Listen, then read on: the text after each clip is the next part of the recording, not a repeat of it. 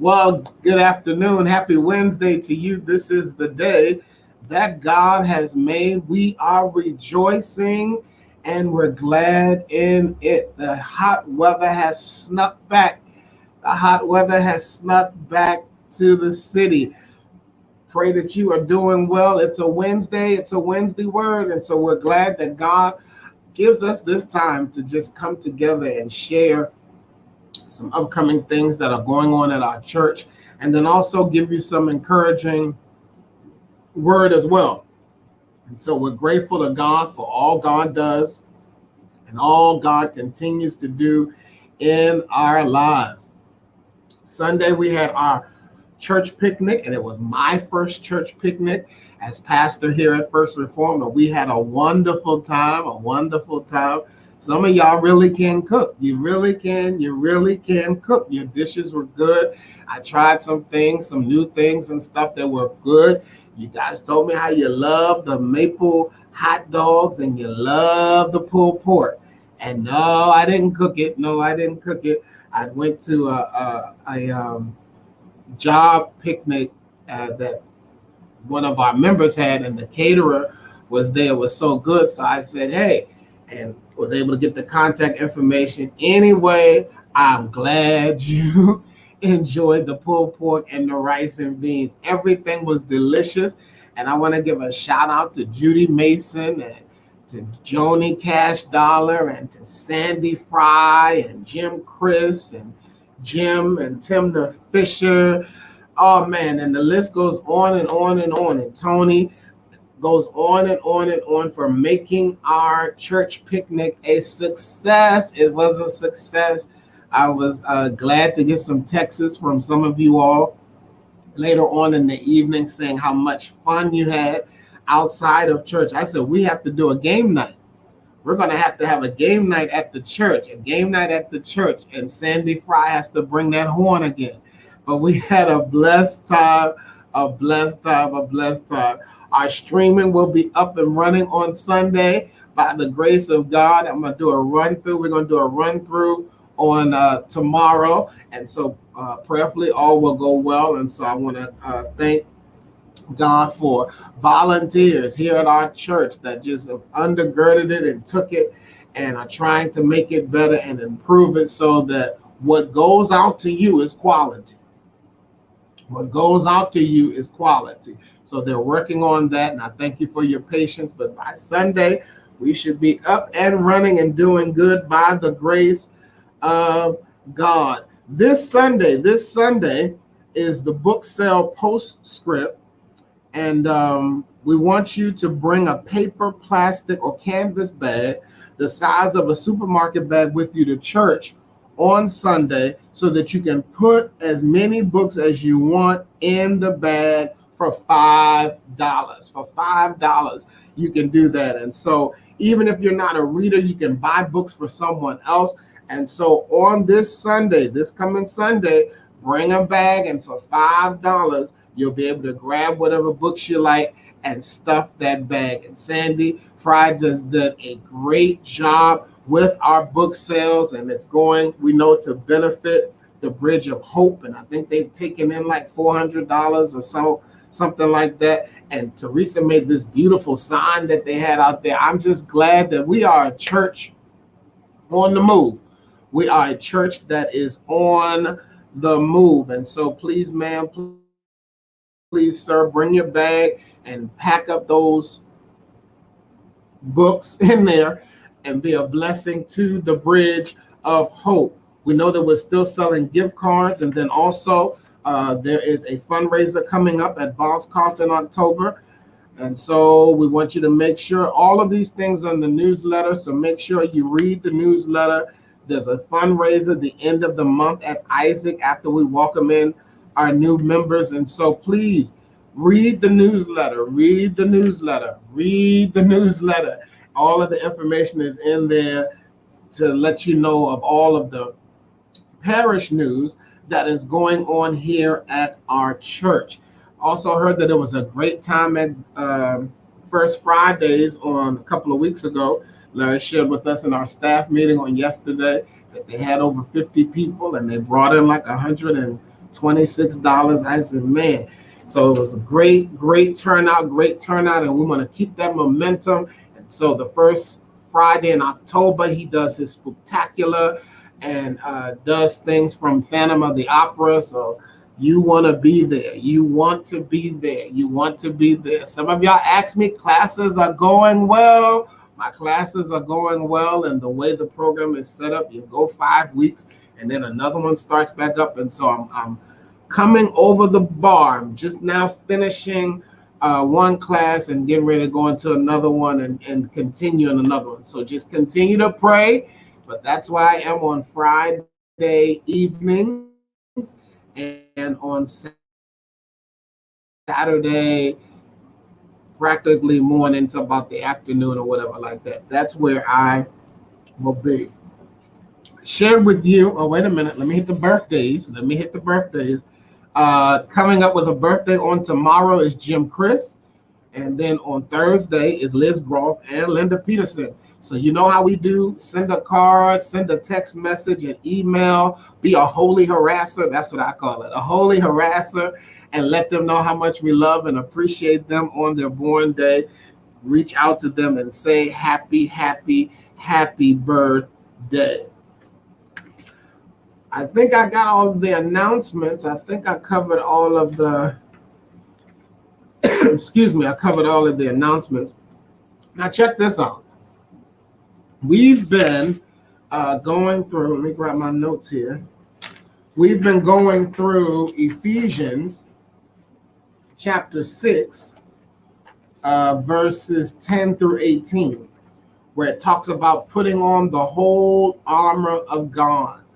And we've started this small little teaching series to just remind us as believers, remind us that we are part of an army, that we're part of an army in the same way football players dress to go out on the field, the same way you dress when you go play golf, or you dress to go play tennis, or the way a fireman or fire person has on a uniform. We as believers have a uniform as well. There is something that God has given us to put on so that we will be able to be successful in our walk with God. And so we started off out of Ephesians chapter 6 and dealt with how we are to be strong in the Lord. That is where your strength is going to come from. That is where your might is going to come from. It is going to come from the Lord. Don't be strong in your bank account. Don't be strong in just your friends or your family or even your church for that matter, but be strong in the Lord and in the power of his might.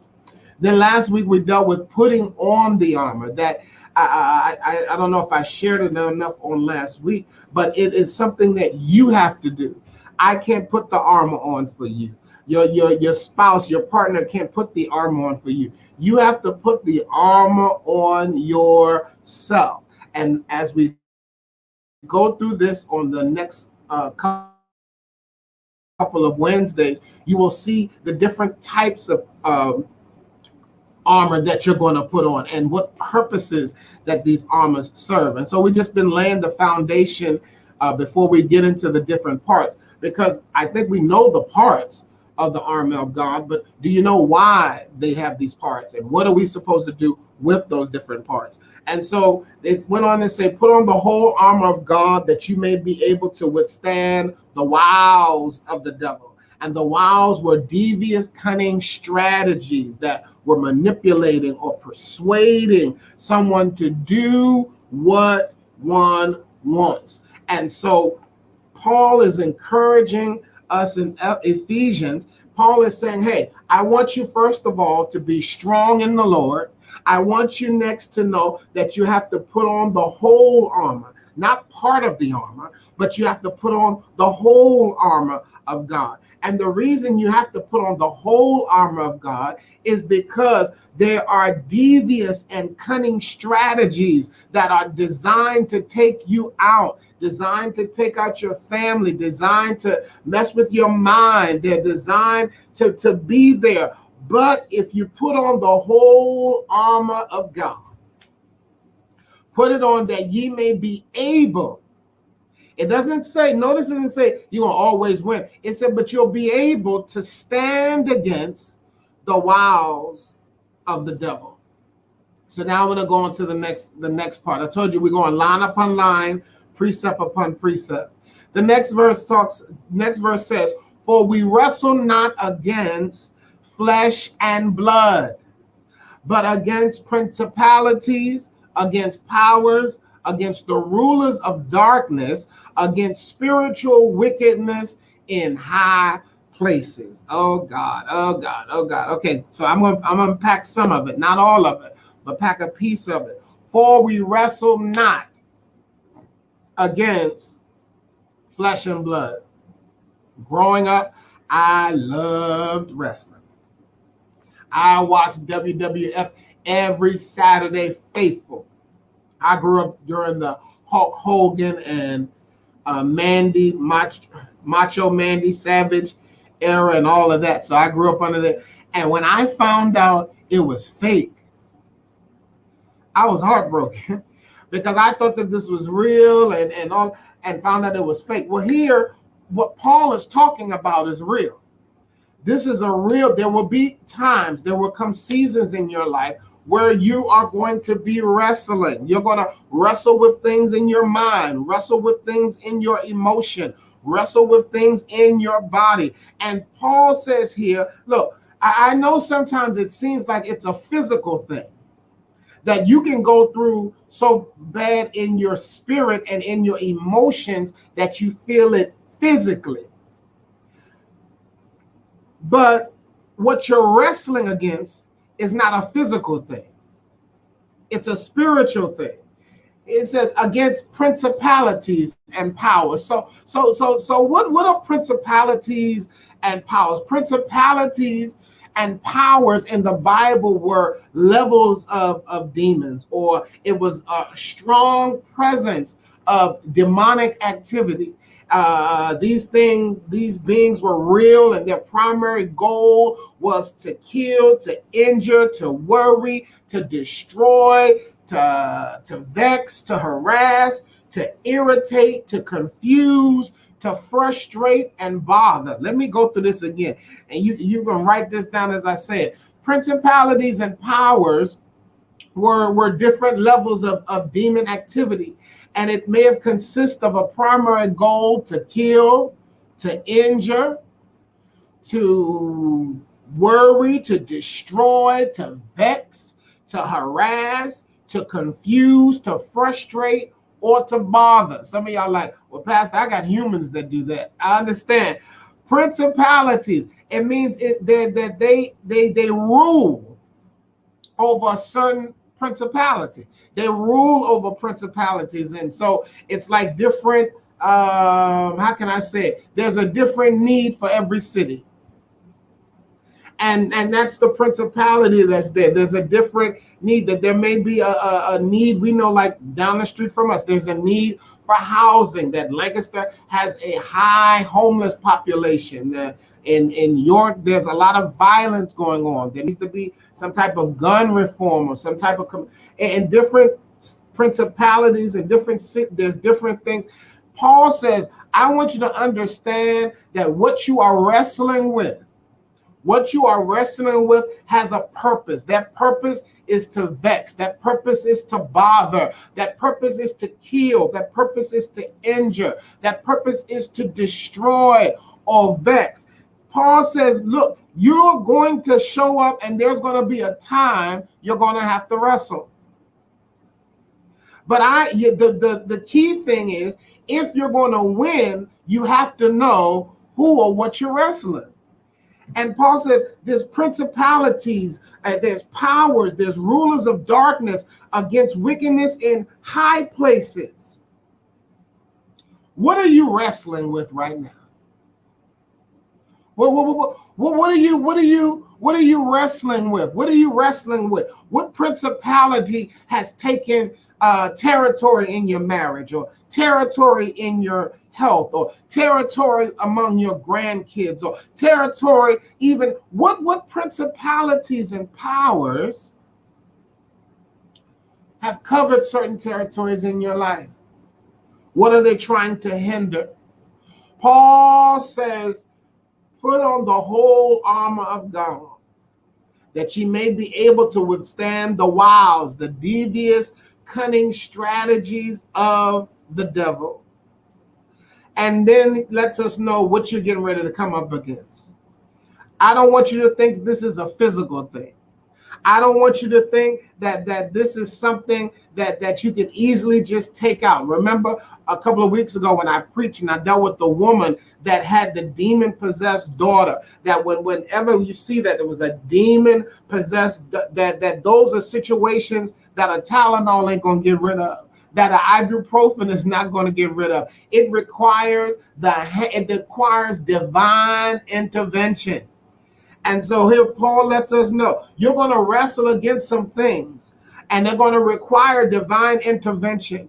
But while you're wrestling, understand that you don't have to get beat up. You don't have to get taken down. You don't have to go under. Put on the whole armor of God. You know what you're fighting up against. You're not fighting against flesh. You and your spouse get into it. It's not them. It's a spirit that's trying to break up the harmony or break up the unity. It's a spirit that's confusing your mind. It's a spirit that we wrestle not against flesh and blood, but against principalities, against powers, against rulers of darkness in high places. What are you wrestling with? What are you wrestling with? I encourage you after today's Wednesday word, write down maybe 3, 5 things that you're wrestling with. That you're wrestling with in your mind, wrestling with in your heart, wrestling with in your spirit. I don't know who today's Wednesday word was for, but hey, listen to Pastor. I know you're wrestling against something. I know you're wrestling with something.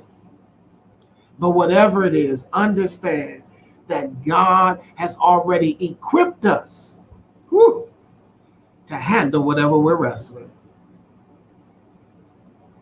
For the word reminds us that no weapon formed against us will be able to prosper. Every tongue that rises up against us shall fall. And so when you read that scripture, we wrestle not against flesh and blood, you automatically see a fight or something like that. But Paul was giving this message of encouragement to the faithful believers and letting them know that, yes, the wiles of the devil will be there, but you have to put on the whole armor of God so that you will be able to withstand the wiles of the devil. You have to understand that God is mighty, God is great, and God can help us handle whatever we may be facing. Man, I don't know about you, but I'm enjoying going through Ephesians chapter 6. I had like 3 people send me emails and said that they enjoyed it. Then I had somebody tell me they didn't enjoy it, and that's fine. But next week we'll still be in Ephesians chapter 6. Going through line upon line, precept upon precept, because the wiles of the devil will come. The principalities, the powers, the rulers of darkness in high place, all of that stuff is going to come your way. And I want you to be able to win in the wrestle. I want you to be able to pin that thing down. I want you to win. I want you to win. I want you to win. Join me on Sunday by the grace of God. Our choir is returning. Our chime choir is returning. Larry's excited. I'm excited. The folks are excited. We look forward to seeing you on Sunday by the grace of God at 10:30 a.m. And then after the service, I don't know if you maybe you haven't had a tour. Jim Chris will be giving a historical tour of the church to our new members that are coming on board so they can learn some information and see all of the rich history that First Reform has. I'm praying for you. I love you. And I will see you Sunday by the grace of God. Would you do me a favor? Would you pray for Pastor D? I got a paper due. But it's all good. It's all good. I'm going to knock it out I'm going to knock it out when I leave out of the office today. But pray for me. School is going well. School is going well. And just that God would just continue to direct as we go through the discerning process. All right, so we'll pick it up next week. Ephesians chapter 6, going through line upon line and precept upon precept. I will see you next week. Well, I'll see you Sunday. But if not, I'll see you next week by the grace of God.